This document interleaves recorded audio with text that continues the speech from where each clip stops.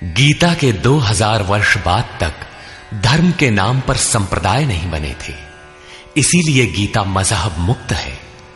उस समय विश्व मनीषा में एक ही शास्त्र गूंज रहा था, उपनिषद सार गीता, मोक्ष और समृद्धि का स्रोत गीता।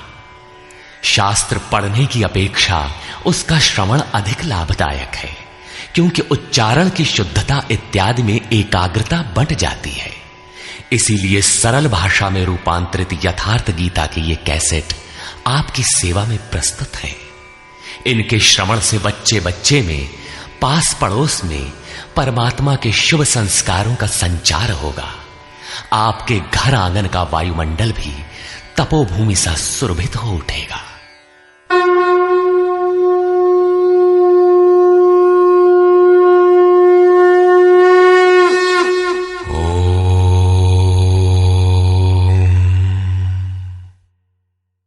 श्री परमात्मने नमः।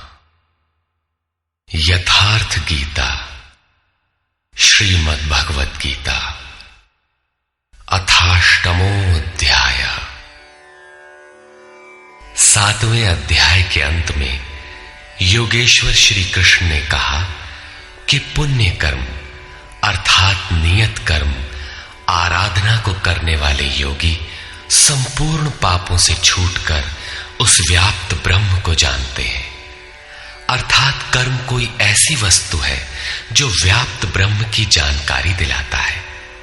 उस कर्म को करने वाले व्याप्त ब्रह्म को, संपूर्ण कर्म को, संपूर्ण अध्यात्म को, संपूर्ण अधिदैव, अधिभूत और अधियज्ञ सहित मुझको जानते हैं। अतः कर्म कोई ऐसी वस्तु है जो इन सब से परिचित कराती है। वे अंतकाल में भी मुझको ही जानते हैं। उनकी जानकारी कभी विस्मृत नहीं होती। इस पर अर्जुन ने इस अध्याय के प्रारंभ में ही उन्हीं शब्दों को दोहराते हुए प्रश्न रखा। अर्जुन उवाच।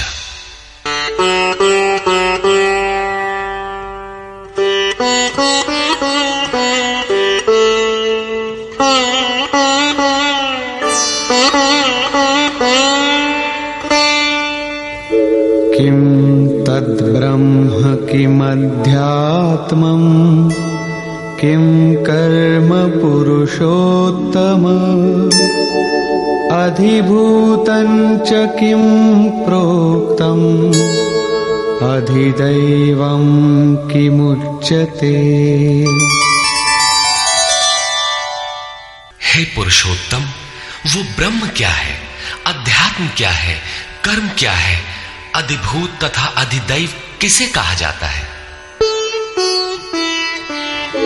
अधियज्ञः कथं कोत्र देहेऽस्मिन् मधुसूदन प्रयाणकाले च कथं ज्ञेयोऽसि नियतात्मभिः।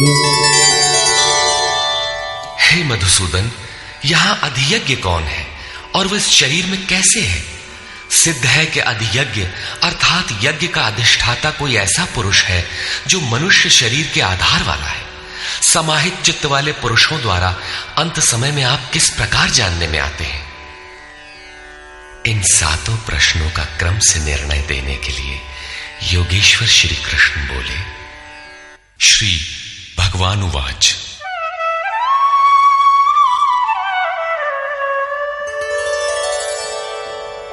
अक्षरं ब्रह्म परमं स्वभावोऽध्यात्ममुच्यते भूतभावोद्भवकरो विसर्गः कर्म संज्ञितः।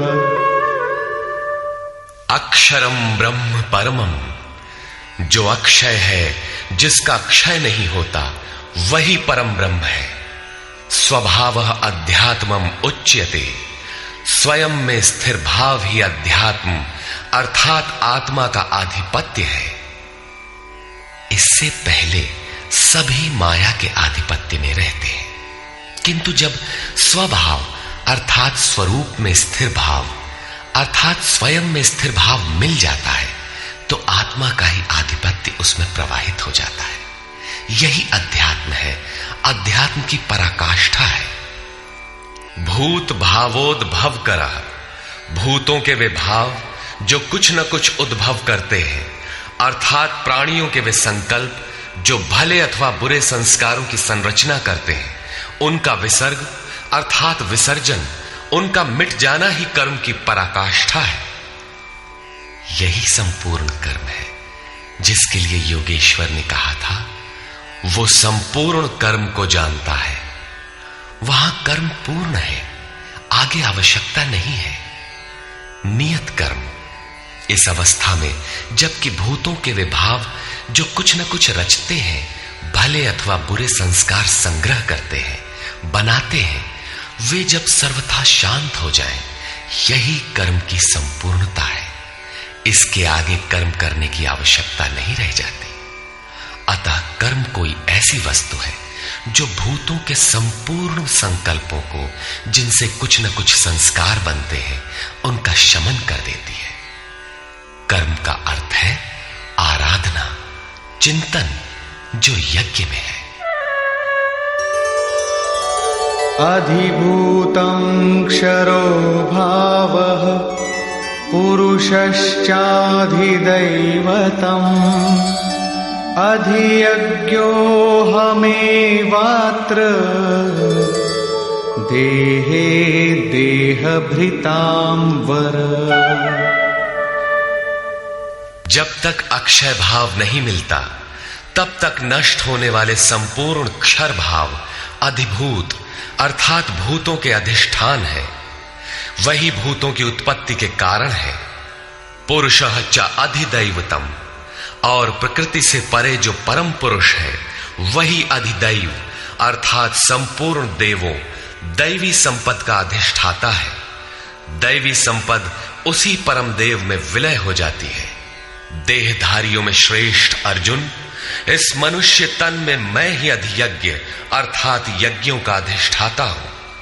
अतः इसी शरीर में अव्यक्त स्वरूप में स्थित महापुरुष ही अधियज्ञ है। योगेश्वर श्री कृष्ण एक योगी थे जो संपूर्ण यज्ञों का भोक्ता है। अंत में यज्ञ उसमें प्रवेश पा जाते हैं, वही परम स्वरूप मिल जाता है। इस प्रकार अर्जुन के 6 प्रश्नों का समाधान हुआ।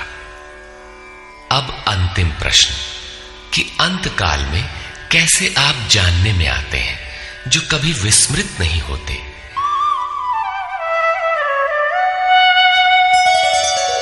अंतकाले च मामेव स्मरन् मुक्त्वा कलेवरम् यः प्रयाति समद्भावम् याति नास्त्यत्र संशयः। योगेश्वर श्री कृष्ण कहते हैं, जो पुरुष अंतकाल में अर्थात मन के निरोध और विलय काल में मेरा ही स्मरण करते हुए शरीर के संबंध को छोड़ अलग हो जाता है, वो मद्भावम साक्षात मेरे स्वरूप को प्राप्त होता है। इसमें संशय नहीं है। शरीर का निधन शुद्ध अंतकाल नहीं है। मरने के बाद भी शरीरों का क्रम पीछे लगा रहता है। संचित संस्कारों की सतह के मिट जाने के साथ ही मन का निरोध हो जाता है, और वो मन भी जब विलय हो जाता है तो वहीं पर अंतकाल है, जिसके बाद शरीर धारण नहीं करना पड़ता। ये क्रियात्मक है, केवल कहने से वार्ता क्रम से समझ में नहीं आता। जब तक वस्त्रों की तरह शरीर का परिवर्तन हो रहा है तब तक शरीरों का अंत कहां हुआ। मन के निरोध और निरुद्ध मन के भी विलय काल में जीते जी शरीर के संबंधों का विच्छेद हो जाता है। यदि मरने के बाद ही यह स्थिति मिलती तो श्री कृष्ण भी पूर्ण नहीं होते। उन्होंने कहा कि अनेक जन्म के अभ्यास से प्राप्ति वाला ज्ञानी साक्षात मेरा स्वरूप है। मैं वह हूं और वह मुझ में है। लेश मात्र भी उसमें और मुझ में अंतर नहीं है। यह जीते जी प्राप्ति है। जब फिर कभी शरीर न मिले वही शरीरों का अंत है। ये तो वास्तविक शरीरांत का चित्रण हुआ, जिसके पश्चात जन्म नहीं लेना पड़ता है। दूसरा शरीरांत मृत्यु है, जो लोक प्रचलित है, किंतु इस शरीरांत के पश्चात पुनः जन्म लेना पड़ता है।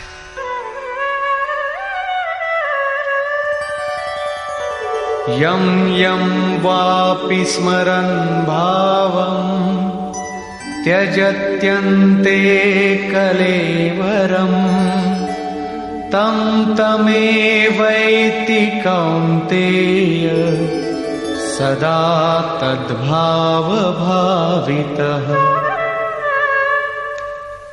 कौन्तेय, मृत्यु के समय मनुष्य जिस भी भाव को स्मरण करता हुआ शरीर को त्यागता है, उसको ही प्राप्त होता है।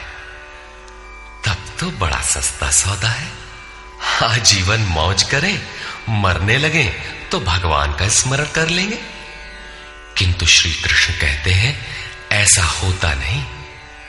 सदा तद्भाव भावितः, उस ही भाव का चिंतन कर पाता है जैसा जीवन भर किया है। वही विचार बरबस आ जाता है जिसका जीवन भर अभ्यास किया गया है, अन्यथा नहीं हो पाता।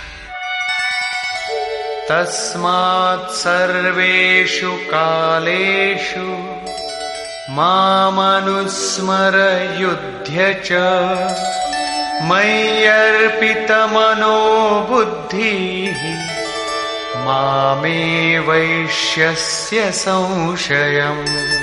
इसलिए अर्जुन, तू हर समय मेरा स्मरण कर और युद्ध कर। मुझ में अर्पित मन और बुद्धि से युक्त होकर तो निसंदेह मुझे ही प्राप्त होगा। निरंतर चिंतन और युद्ध एक साथ कैसे संभव है? हो सकता है कि निरंतर चिंतन और युद्ध का यही स्वरूप हो कि जय कन्हैया लाल की, जय भगवान की कहते रहें और बाण चलाते रहें। किंतु स्मरण का स्वरूप अगले श्लोक में स्पष्ट करते हुए योगेश्वर कहते हैं,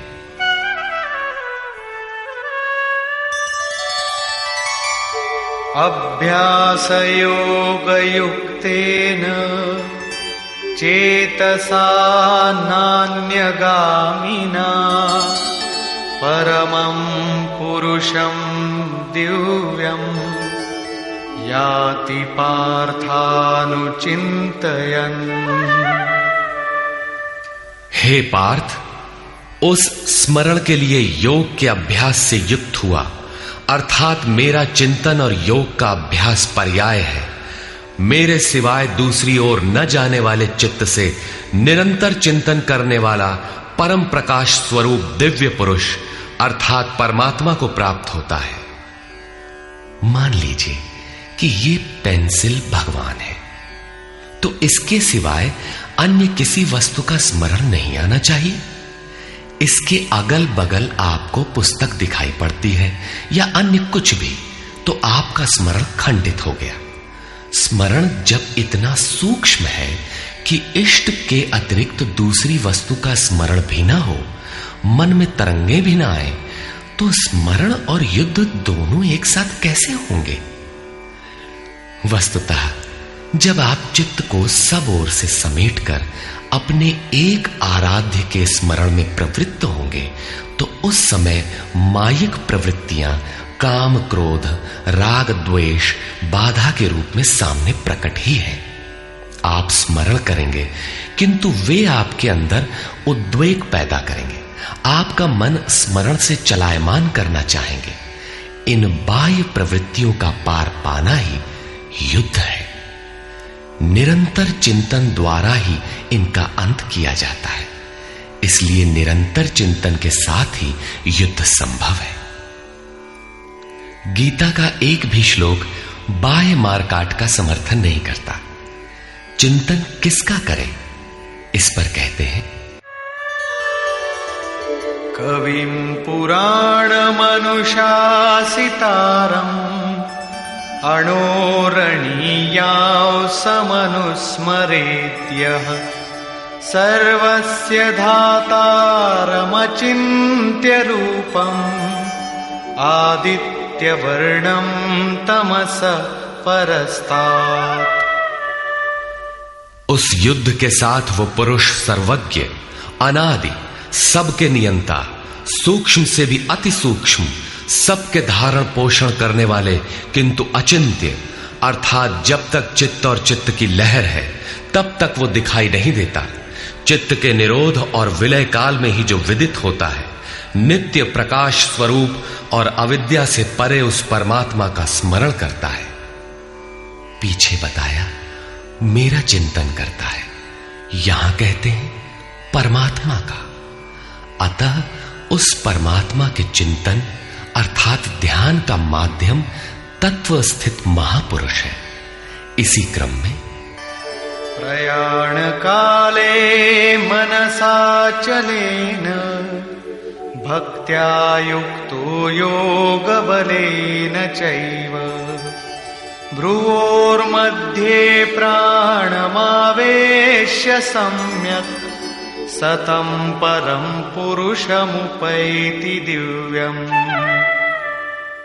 जो निरंतर उस परमात्मा का स्मरण करता है वो भक्ति युक्त पुरुष प्रयाण काले, मन के विलीन अवस्था काल में योग बल से अर्थात उसी नियत कर्म के आचरण द्वारा भ्रिकुटी के मध्य में प्राण को भली प्रकार स्थापित करके अर्थात प्राण अपान को भली प्रकार सम करके न अंदर से उद्वेग पैदा हो न बाह्य संकल्प कोई लेने वाला हो, सत रज तम भली प्रकार शांत हो, सुरत इष्ट में ही स्थित हो, उस काल में वो अचल मन अर्थात स्थिर बुद्धि वाला पुरुष उस दिव्य पुरुष परमात्मा को प्राप्त होता है। सतत स्मरणीय है कि उसी एक परमात्मा की प्राप्ति का विधान योग है। उसके लिए नियत क्रिया का आचरण ही योग क्रिया है, जिसका सविस्तार वर्णन योगेश्वर ने 4वें व 6वें अध्याय में किया है। अभी उन्होंने कहा निरंतर मेरा ही स्मरण कर। कैसे करें? तो इसी योग धारणा में स्थिर रहते हुए करना है। ऐसा करने वाला दिव्य पुरुष को ही प्राप्त होता है, जो कभी विस्मृत नहीं होता। यहां इस प्रश्न का समाधान हुआ कि आप प्रयाण काल में किस प्रकार जानने में आते हैं। पाने योग्य पद का चित्रण देखें, जो गीता में स्थान स्थान पर आया है। यदक्षरं वेदविदो वदन्ति विशन्ति यद्यतयो वीतरागाः यदिच्छन्तो ब्रह्मचर्यं चरन्ति तत्ते पदं संग्रहेण प्रवक्ष्ये। वेदविद अर्थात अविदित तत्व को प्रत्यक्ष जानने वाले लोग जिस परम पद को अक्षरम अक्षय कहते हैं, वीतराग महात्मा जिसमें प्रवेश के लिए यत्नशील रहते हैं, जिस परम पद को चाहने वाले ब्रह्मचर्य का पालन करते हैं। ब्रह्मचर्य का अर्थ जननेन्द्रिय मात्र का निरोध नहीं, बल्कि ब्रह्म आचरति सब ब्रह्मचारी, बाह्य स्पर्शों को मन से त्याग कर ब्रह्म का निरंतर चिंतन स्मरण ही ब्रह्मचर्य है। जो ब्रह्म का दर्शन करा उसी में स्थान दिला शांत हो जाता है। इस आचरण से इंद्रिय संयम ही नहीं बल्कि सकलेंद्रिय संयम स्वतः हो जाता है। इस प्रकार जो ब्रह्मचर्य का आचरण करते हैं, जो हृदय में संग्रह करने योग्य है, धारण करने योग्य है, उस पद को मैं तेरे लिए कहूंगा। वो पद है क्या? कैसे पाया जाता है? इस पर योगेश्वर श्री कृष्ण कहते हैं, सर्वद्वाराणि संयम्य मनोहृदि निरुध्य च मूर्ध्याधायात्मनः प्राणम् आस्थितो योगधारणा। सब इंद्रियों के दरवाजों को रोककर अर्थात वासनाओं से अलग रहकर मन को हृदय में स्थित करके ध्यान हृदय में ही धरा जाता है, बाहर नहीं। पूजा बाहर नहीं होती। और प्राण अर्थात अंतःकरण के व्यापार को मस्तिष्क में निरोध कर योग धारणा में स्थित होकर योग को धारण किए रहना है, दूसरा तरीका नहीं है। इस प्रकार स्थित होकर ओमित्येकाक्षरं ब्रह्म व्याहरन् मामनुस्मरन् यः प्रयाति त्यजन् देहं स याति परमां गतिम्।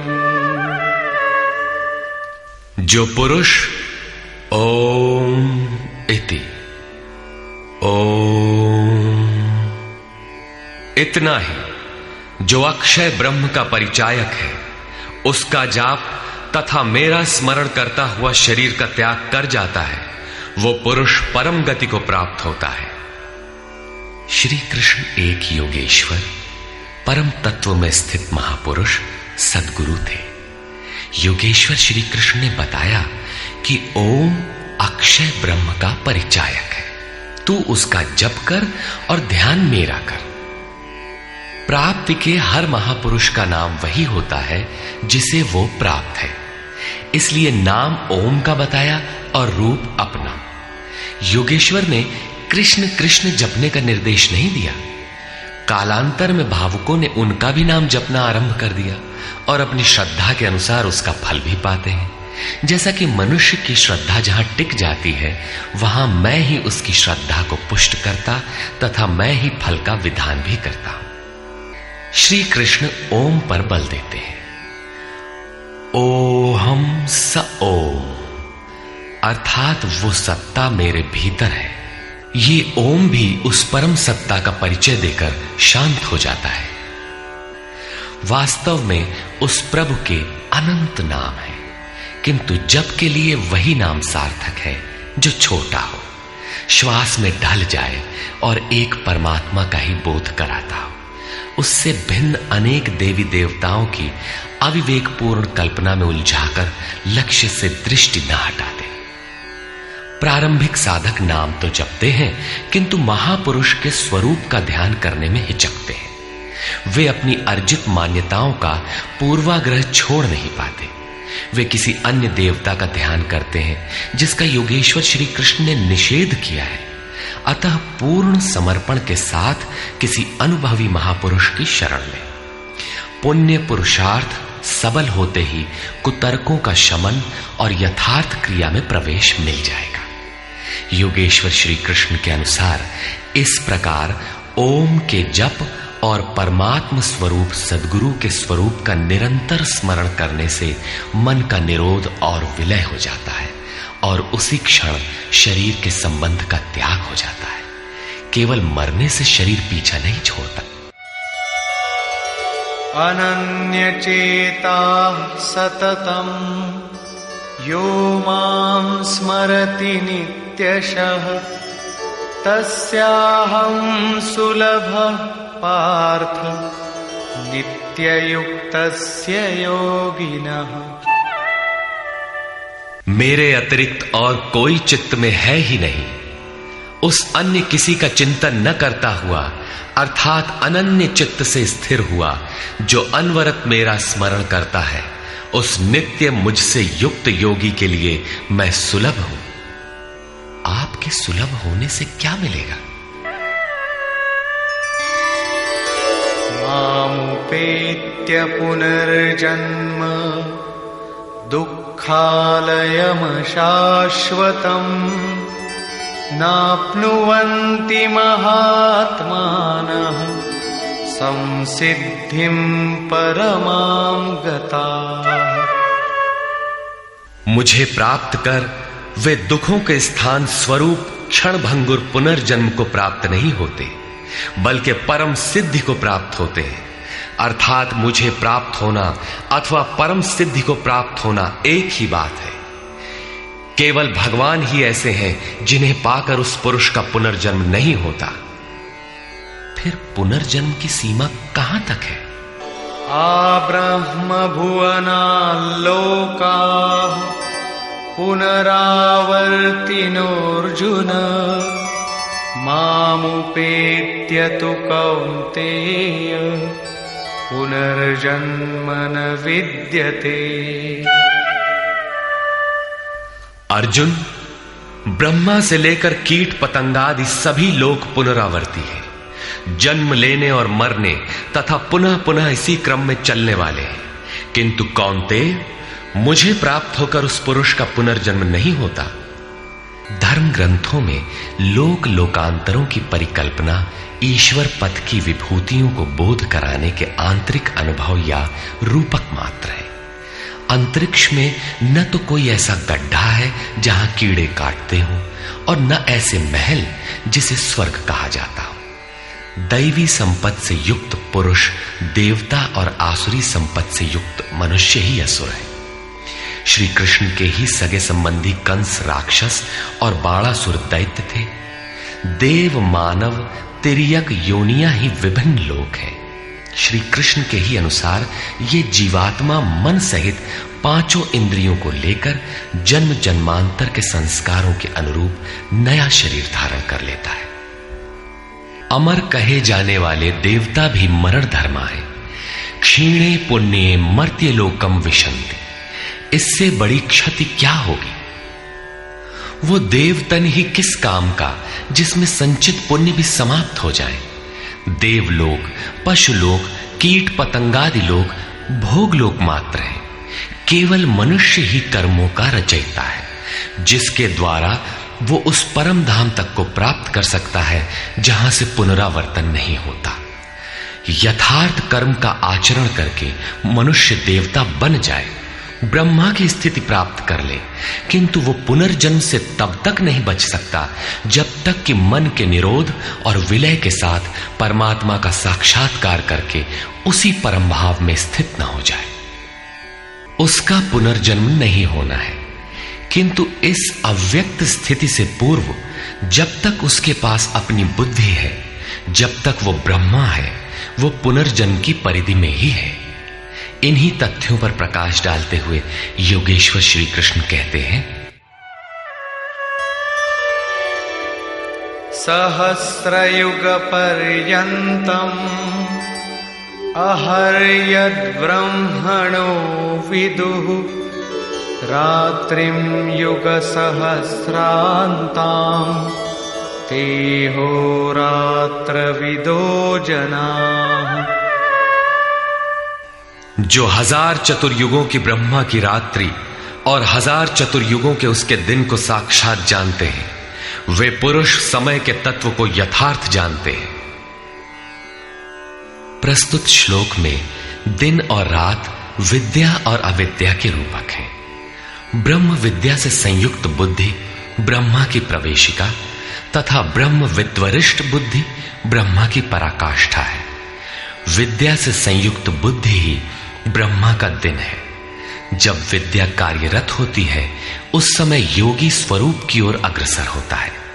अंतःकरण की सहस्रों प्रवृत्तियों में ईश्वरीय प्रकाश का संचार हो उठता है। इस प्रकार अविद्या की रात्रि आने पर अंतःकरण की सहस्रों प्रवृत्तियों में माया का द्वंद्व प्रवाहित होता है। प्रकाश और अंधकार की यहीं तक सीमा है। इसके पश्चात न तो अविद्या रह जाती है और न विद्या ही। वो परम तत्व परमात्मा विदित हो जाता है। जो इसे तत्व से भली प्रकार जानते हैं वे योगी जन काल के तत्व को जानने वाले हैं कि कब अविद्या की रात होती है, कब विद्या का दिन आता है, काल का प्रभाव कहां तक है अथवा समय कहां तक पीछा करता है। प्रारंभिक मनीषी अंतःकरण को चित्त अथवा कभी कभी केवल बुद्धि कहकर संबोधित करते थे। कालांतर में अंतःकरण का विभाजन मन, बुद्धि, चित्त और अहंकार की 4 प्रमुख वृत्तियों में किया गया। वैसे अंतःकरण की प्रवृत्तियां अनंत हैं। बुद्धि के अंतराल में ही अविद्या की रात्रि होती है और उसी बुद्धि में विद्या का दिन भी होता है। यही ब्रह्मा की रात्रि और दिन है। जगत रूपी रात्रि में सभी जीव अचेत पड़े हैं। प्रकृति में विचरण करती हुई उनकी बुद्धि उस प्रकाश स्वरूप को नहीं देख पाती, किंतु योग का आचरण करने वाले योगी इससे जग जाते हैं। वे स्वरूप की ओर बढ़ते हैं।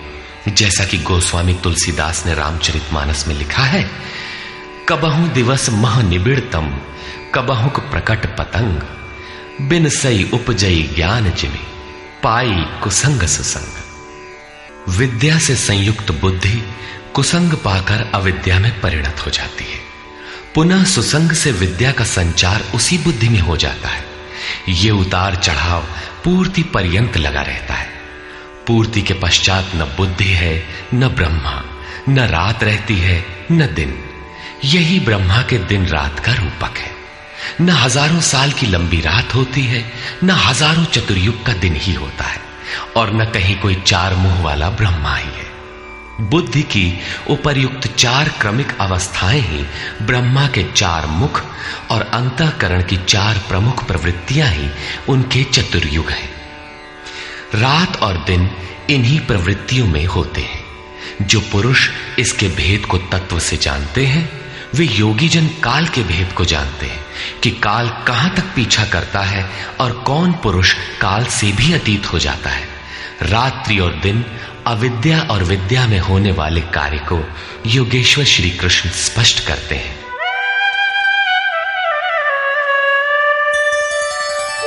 अव्यक्ताद्व्यक्तयः सर्वाः प्रभवन्त्यः रागमे, रात्र्यागमे प्रलीयन्ते, तत्रैवाव्यक्त संज्ञके। ब्रह्मा के दिन के प्रवेश काल में अर्थात विद्या, दैवी संपत्ति के प्रवेश काल में संपूर्ण प्राणी अव्यक्त बुद्धि में जागृत हो जाते हैं, और रात्रि के प्रवेश काल में उसी अव्यक्त अदृश्य बुद्धि में जागृति के सूक्ष्म तत्व अचेत हो जाते हैं। वे प्राणी अविद्या की रात्रि में स्वरूप को स्पष्ट देख नहीं पाते, किंतु उनका अस्तित्व रहता है। जागृत होने और अचेत होने का माध्यम ये बुद्धि है, जो सब में अव्यक्त रहती है, दृष्टिगोचर नहीं है। भूतग्रामः स एवायम्, भूत्वा भूत्वा प्रलीयते, रात्र्यागमे वश पार्थ, प्रभवत्यः रागमे। हे पार्थ, सब प्राणी इस प्रकार जागृत होकर, प्रकृति से विवश होकर अविद्या रूपी रात्रि के आने पर अचेत हो जाते हैं। वे नहीं देख पाते कि हमारा लक्ष्य क्या है। दिन के प्रवेश काल में वे पुनः जागृत हो जाते हैं। जब तक बुद्धि है तब तक इसके अंतराल में विद्या और अविद्या का क्रम चलता रहता है, तब तक वो साधक ही है। परस्तस्मात्तु भावोऽन्यो, व्यक्तो व्यक्तात् सनातनः, यः सः सर्वेषु भूतेषु नश्यत्सु न विनश्यति। एक तो ब्रह्मा अर्थात बुद्धि अव्यक्त है, इंद्रियों से दिखाई नहीं पड़ती, और इससे भी परे सनातन अव्यक्त भाव है, जो भूतों के नष्ट होने पर भी नष्ट नहीं होता। अर्थात विद्या में सचेत और अविद्या में अचेत, दिन में उत्पन्न और रात्रि में विलीन भावों वाले अव्यक्त ब्रह्मा के भी मिट जाने पर वो सनातन अव्यक्त भाव मिलता है, जो नष्ट नहीं होता। बुद्धि में होने वाले उक्त दोनों उतार चढ़ाव जब मिट जाते हैं, तब सनातन अव्यक्त भाव मिलता है, जो मेरा परम धाम है। जब सनातन अव्यक्त भाव प्राप्त हो गया तो बुद्धि भी उसी भाव में रंग जाती है, उसी भाव को धारण कर लेती है। इसलिए वो बुद्धि स्वयं तो मिट जाती है और उसके स्थान पर सनातन अव्यक्त भाव ही शेष बचता है। अव्यक्तोऽक्षर इत्युक्तः तमाहुः परमां गतिम्, यं प्राप्य न निवर्तन्ते, तद्धाम परमं मम। उस सनातन अव्यक्त भाव को अक्षर अर्थात अविनाशी कहा जाता है, उसी को परम गति कहते हैं। वही मेरा परम धाम है, जिसे प्राप्त होकर मनुष्य पीछे नहीं आते, उनका पुनर्जन्म नहीं होता। इस सनातन अव्यक्त भाव की प्राप्ति का विधान बताते हैं। पुरुष स पर पार्थ भक्त्या लभ्यस्त्वनन्यया यस्यान्तस्थानि भूतानि येन सर्वमिदं ततम्। पार्थ, जिस परमात्मा के अंतर्गत संपूर्ण भूत है, जिससे संपूर्ण जगत व्याप्त है, सनातन अव्यक्त भाव वाला वो परम पुरुष अनन्य भक्ति से प्राप्त होने योग्य है। अनन्य भक्ति का तात्पर्य है कि परमात्मा के सिवाय अन्य किसी का स्मरण न करते हुए उनसे जुड़ जाए। अनन्य भाव से लगने वाले पुरुष भी कब तक पुनर्जन्म की सीमा में हैं और कब वे पुनर्जन्म का अतिक्रमण कर जाते हैं, इस पर योगेश्वर कहते हैं। यत्र काले त्वनावृत्तिम् आवृत्तिं चैव योगिनः प्रयाता यान्ति तं कालं वक्ष्यामि भरतर्षभ। हे अर्जुन, जिस काल में शरीर त्याग कर गए हुए योगी जन पुनर्जन्म को नहीं पाते और जिस काल में शरीर त्यागने पर पुनर्जन्म पाते हैं, मैं अब उस काल का वर्णन करता हूं।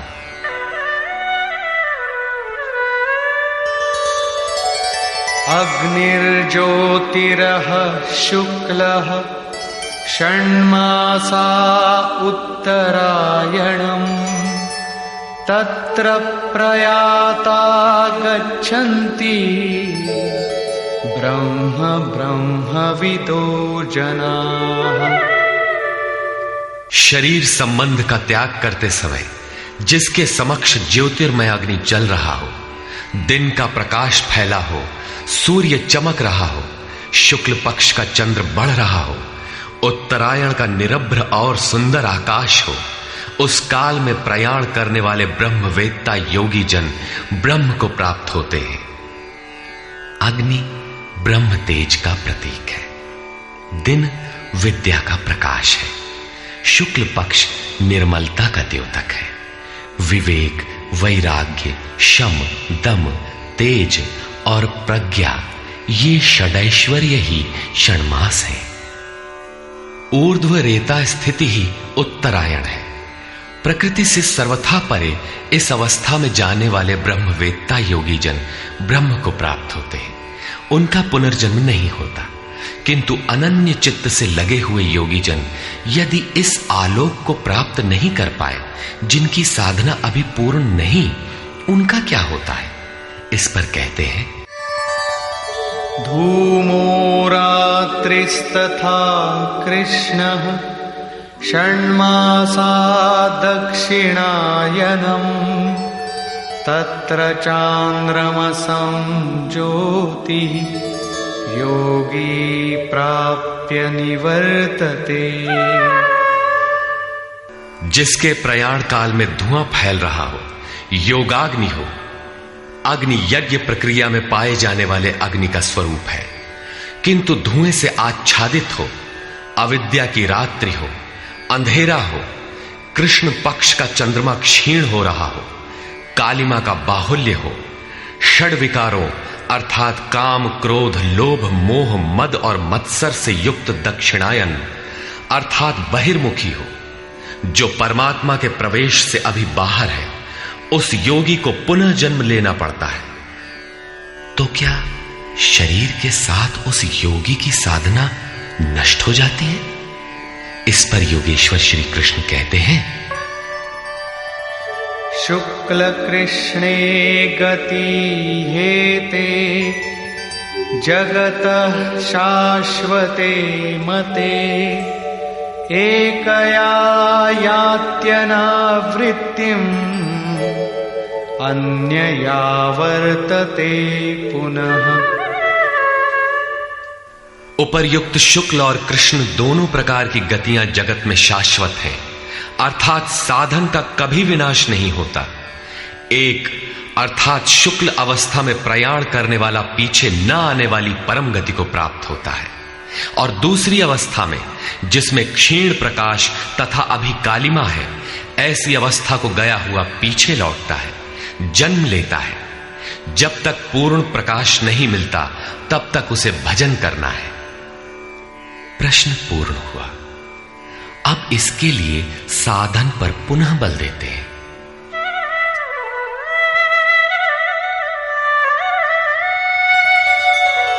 नैते श्रुति पार्थ जानन् योगी मुह्यति कश्चन तस्मात् सर्वेषु कालेषु योगयुक्तो भवार्जुन। हे पार्थ, इस प्रकार इन मार्गों को जानकर कोई भी योगी मोहित नहीं होता।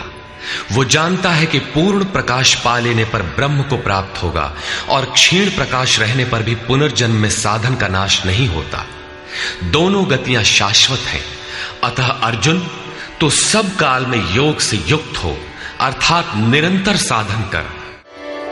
वेदेषु यज्ञेषु तपस्सु चैव दानेषु यत् पुण्यफलं प्रदिष्टम् अत्येति तत्सर्वमिदं विदित्वा योगी परं स्थानमुपैति चाद्यम्।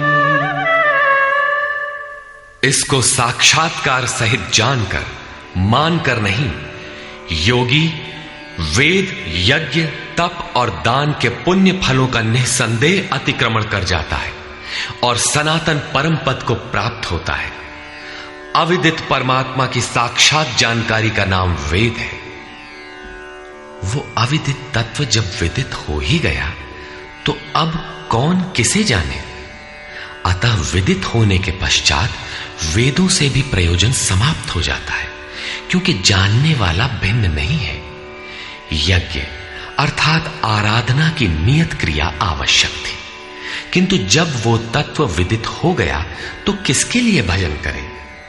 मन सहित इंद्रियों को लक्ष्य के अनुरूप तपाना तप है। लक्ष्य प्राप्त होने पर किसके लिए तप करें। मन, वचन और कर्म से सर्वतोभावेन समर्पण का नाम दान है। इन सब का पुण्य फल है परमात्मा की प्राप्ति। फल भी अब विलग नहीं है, अतः इन सब की अब आवश्यकता न रही। वो योगी यज्ञ, तप, दान इत्यादि के फल को भी पार कर जाता है। वो परम पद को प्राप्त होता है।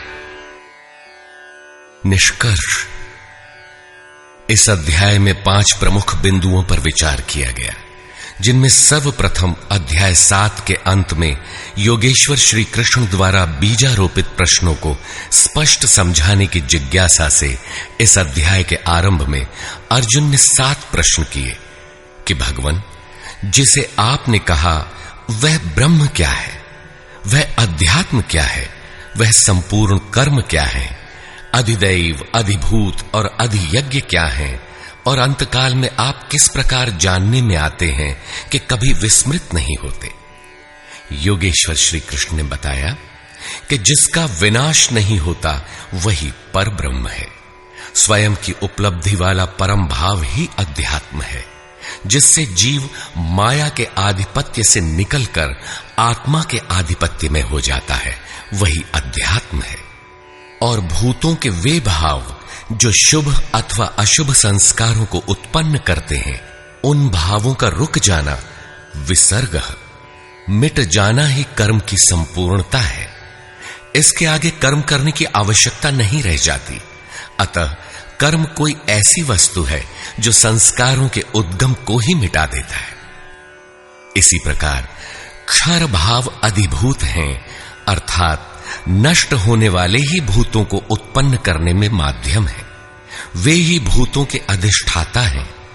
परम पुरुष ही अधिदैव है, उसमें दैवी संपद विलीन होती है। इस शरीर में अधियज्ञ मैं ही हूं, अर्थात जिसमें यज्ञ विलय होते हैं वह मैं हूं। यज्ञ का अधिष्ठाता हूं, वह मेरे स्वरूप को ही प्राप्त होता है। अर्थात श्री कृष्ण एक योगी थे। अधियज्ञ कोई ऐसा पुरुष है जो इस शरीर में रहता है, बाहर नहीं। अंतिम प्रश्न कि अंत समय में आप किस प्रकार जानने में आते हैं। उन्होंने बताया कि जो मेरा निरंतर स्मरण करते हैं, मेरे सिवाय किसी दूसरे विषय वस्तु का चिंतन नहीं आने देते और ऐसा करते हुए शरीर का संबंध त्याग देते हैं, वे मेरे साक्षात स्वरूप को प्राप्त होते हैं, जिसे अंत में ही वही प्राप्त रहता है। शरीर की मृत्यु के साथ यह उपलब्धि होती हो ऐसी बात नहीं है। मरने पर ही मिलता तो श्री कृष्ण पूर्ण न होते। अनेक जन्मों में चलकर पाने वाला ज्ञानी उनका स्वरूप न होता। मन का सर्वथा निरोध और निरुद्ध मन का भी विलय ही अंतकाल है, जहां फिर शरीरों की उत्पत्ति का माध्यम शांत हो जाता है। उस समय वह परम भाव में प्रवेश पा जाता है, उसका पुनर्जन्म नहीं होता। इस प्राप्ति के लिए उन्होंने स्मरण का विधान बताया। अर्जुन, निरंतर मेरा स्मरण कर और युद्ध कर, दोनों एक साथ कैसे होंगे? कदाचित ऐसा हो कि जय गोपाल हे कृष्ण कहते रहें, लाठी भी चलाते रहें। स्मरण का स्वरूप स्पष्ट किया कि योग धारणा में स्थिर रहते हुए मेरे सिवाय अन्य किसी भी वस्तु का स्मरण न करते हुए निरंतर स्मरण कर। जब स्मरण इतना सूक्ष्म है तो युद्ध कौन करेगा? मान लीजिए यह पुस्तक भगवान है, तो इसके अगल बगल की वस्तु, सामने बैठे हुए लोग या अन्य देखी सुनी कोई वस्तु संकल्प में भी न आए, दिखाई न पड़े। यदि दिखाई पड़ती है तो स्मरण नहीं है। ऐसे स्मरण में युद्ध कैसा? वस्तुतः जब आप इस प्रकार निरंतर स्मरण में प्रवृत्त होंगे तो उसी क्षण युद्ध का सही स्वरूप खड़ा होता है। उस समय मायिक प्रवृत्तियां बाधा के रूप में प्रत्यक्ष ही हैं। काम, क्रोध, राग, द्वेष दुर्जय शत्रु हैं। ये शत्रु स्मरण करने नहीं देंगे। इनसे पार पाना ही युद्ध है। इन शत्रुओं के मिट जाने पर ही व्यक्ति परम गति को प्राप्त होता है। इस परम गति को पाने के लिए अर्जुन, तू जप तो ओम का और ध्यान मेरा कर। अर्थात श्री कृष्ण एक योगी थे। नाम और रूप आराधना की कुंजी है। योगेश्वर श्री कृष्ण ने इस प्रश्न को भी लिया कि पुनर्जन्म क्या है, उसमें कौन कौन आते हैं। उन्होंने बताया कि ब्रह्मा से लेकर यावन मात्र जगत पुनरावर्ती है और इन सब के समाप्त होने पर भी मेरा परम अव्यक्त भाव तथा उसमें स्थिति समाप्त नहीं होती। इस योग में प्रविष्ट पुरुष की दो गतियां हैं। जो पूर्ण प्रकाश को प्राप्त षडैश्वर्य संपन्न ऊर्ध्वरेता है, जिसमें लेश मात्र भी कमी नहीं है, वह परम गति को प्राप्त होता है। यदि उस योग कर्ता में लेश मात्र भी कमी है, कृष्ण पक्ष सी कालिमा का संचार है, ऐसी अवस्था में शरीर का समय समाप्त होने वाले योगी को जन्म लेना पड़ता है। वह सामान्य जीव की तरह जन्म मरण के चक्कर में नहीं फंसता, बल्कि जन्म लेकर उससे आगे की शेष साधना को पूरा करता है। इस प्रकार आगे के जन्म में उसी क्रिया से चलकर वह भी वहीं पहुंच जाता है जिसका नाम परम धाम है। पहले भी श्री कृष्ण कह आए हैं कि इसका थोड़ा भी साधन जन्म मरण के महान भय से उद्धार करा के ही छोड़ता है। दोनों रास्ते शाश्वत हैं, अमिट हैं। इस बात को समझकर कोई भी पुरुष योग से चलायमान नहीं होता। अर्जुन, तू योगी बन।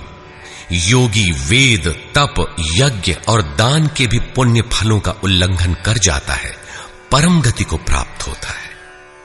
इस अध्याय में स्थान स्थान पर परम गति का चित्रण किया गया है, जिसे अव्यक्त, अक्षय और अक्षर कहकर संबोधित किया गया है, जिसका कभी क्षय अथवा विनाश नहीं होता।